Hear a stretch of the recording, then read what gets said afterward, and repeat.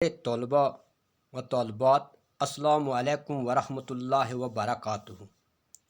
آپ کو معلوم ہے کہ ہم 12ویں جماعت کی درسی کتاب کی ایک نظم جس کا نام حسن اور مزدوری ہے پڑھ رہے ہیں، جس کے کل 18 اشعار تھے، جن میں ہم نے پچھلی بار 12 اشعار کی تشریح دو نشست میں ہم نے پڑھی تھی 12 اشعار کی تشریح۔ تو آج ہم اگلے اشعاروں کی تشریح کریں گے جو کل 6 اشعار ہوں گے، 13، 14، 15، 16، 17 اور 18 ہوں گے۔ آپ کو معلوم ہے کہ جوش ملک آبادی ایک انقلابی شاعر تھے جو خود بھی اپنے بارے میں فرماتے ہیں، کام ہے میرا تغیر، نام ہے میرا شباب، میرا نعرہ انقلاب و انقلاب و انقلاب۔ اس نظم میں انہوں نے ایک انقلابی نظم بھی ہے اور دوسری طرف سے ہمارے معاشرے کی ایک عکاسی بیان کی ہوئی ہے۔ تو ہم سیدھے اب شعر نمبر 13 اور 14 پر آئیں گے اور ان کی تشریح کریں گے۔ میں پہلے شعر نمبر 13 اور 14 خود پڑھوں گا۔ بھوک میں وہ ہاتھ اٹھے التجا کے واسطے، جن کو قدرت نے بنایا ہے حنا کے واسطے، ناز کی سی جو اٹھا سکتی نہ ہو کاجل کا بار، ان سبک پلکوں پہ بیٹھے رہ کا بوجھل غبار۔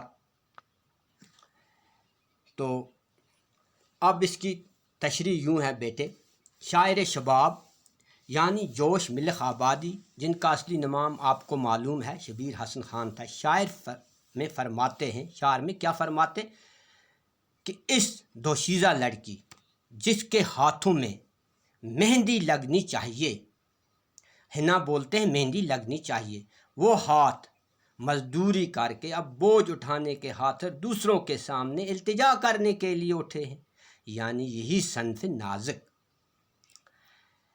تو شاعر جوش ملک آبادی شعر نمبر 14 میں فرماتے ہیں،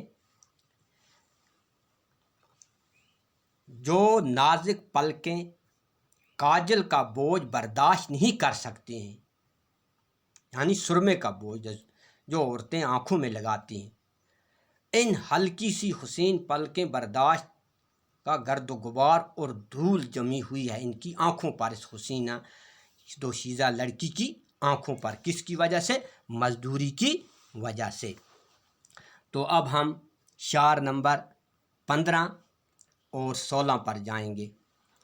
پہلے میں شعر نمبر 15 خود پڑھوں گا، تو اس کے بعد آپ دیکھیں گے۔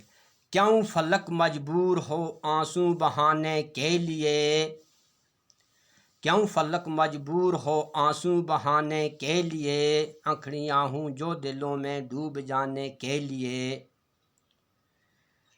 مفضل سی چھانٹے اسے قہر و غضب کے واسطے، جن کا مکھڑا ہو شبستان طرب کے واسطے۔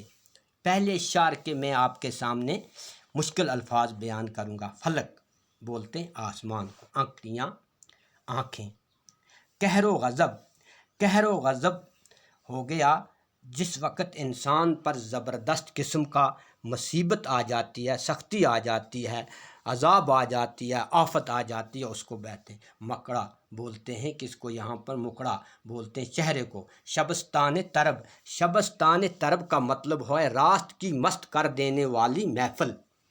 اب ان شعر کی تشریح سنیے۔ شاعر انقلابی فرماتے ہیں، اے آسمان جو جادو بری آنکھیں دلوں میں ڈوب جانے کے لیے ہوں، یعنی دلوں کو محو کرنے کے لیے ہوں، دلوں کو خوش کرنے کے لیے ہوں، وہ آنسو زار و قطار رونے پر مجبور ہوتی ہیں، کیا یہ ظلم اور ناانصافی نہیں ہے؟ تو شعر نمبر 15 میں شاعر جوش ملک آبادی فرماتے ہیں، افسوس کا مقام ہے کہ جو چہرہ شبستان، جو چہرہ شبستان رانی راست کو مست کر دینے والی محفل کا یہ چہرہ زینت تھا، سے غریبی اور تنگ دستی اور مصیبتوں اور عذابوں کے لیے منتخب کیا گیا ہے کہ اب ہم لوگوں نے، ہماری قوم نے، ہمارے ملک نے، ہمارے معاشرے نے اس کو کس پر لگا دیا ہے؟ مزدوری پر لگا دیا ہے۔ اب میں آپ کے سامنے شعر نمبر 17 اور شعر نمبر 18 آپ کے سامنے پڑھوں گا، تو اس کے بعد اس نظم کو ہم آج ختم کر دیں گے۔ فرط خشکی سے وہ لب ترسیں تکلم کے لیے، فرط خشکی سے وہ لب ترسیں تکلم کے لیے، جن کو قدرت نے تراشا ہو تبسم کے لیے، دست نازک کو رسن سے اب چھڑانا چاہیے، اس کی کلائی میں تو کنگن کو جگمانا چاہیے، اس کی کلائی میں تو کنگن جگمگانا چاہیے۔ شاعر فرماتے ہیں، جن ہونٹوں کو قدرت نے مسکراہٹ بکھیرنے کے لیے بنایا تھا، وہ مشقت کی وجہ سے اس قدر سوکھ گئے ہیں کہ باتیں کرنے کے لیے بھی ترستے ہیں، یعنی اب ان سے کوئی باتیں بھی نہیں کرتا ہے، یعنی ان میں بات کرنے کی بھی سکت باقی نہیں رہی ہے۔ کس کے لیے؟ کہ وہ مزدوری کرتی ہے، پتھر توڑتی ہے، اس کے لیے صنف نازک کو ہم نے اس میں اتار دیا ہے۔ شاعر نمبر 18 میں فرماتے ہیں، شعر میں فرماتے ہیں کہ ہم پر اب یہ لازم ہے کہ ان نازک ہاتھوں کو مصیبت اور عذابوں سے آزاد کریں، اب مزید یہ ہاتھ کنکر نہ توڑیں، پتھر نہ توڑیں، بلکہ ان میں خوبصورت چمکیلے کنگن اور چوڑیاں ہونی چاہیے، گویا یہ صنف نازک دوشیزہ کو ہر طرح کی تحفظ اور احترام حاصل ہو، اور اس کو مظلومیت کا دور اور اس کی مظلومیت کا دور ختم ہو جائے۔ حکمرانوں اور اہل سرود کو اس طرح دھیان دینے کی ضرورت